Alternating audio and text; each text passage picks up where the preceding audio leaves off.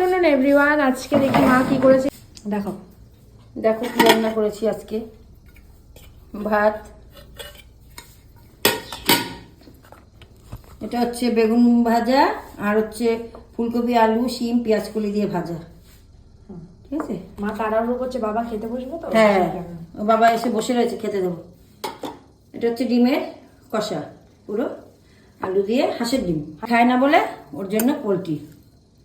এই যে হাঁসের ডিম, তারপরে ডিমগুলো দেখো কত বড় বড় ডিমগুলো। এটা ডবল কুসুমের ডিম, ডবল কুসুমের ডিম। এখানে হচ্ছে ডাল, লাউ দিয়ে শিম দিয়ে ডাল, এই যে লাউ দিয়ে শিম দিয়ে ডাল।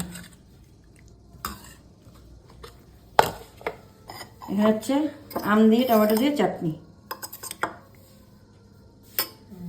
কালকে ছিল, হ্যাঁ আজকে আমাদের আজকে লাঞ্চ এই পর্যন্তই।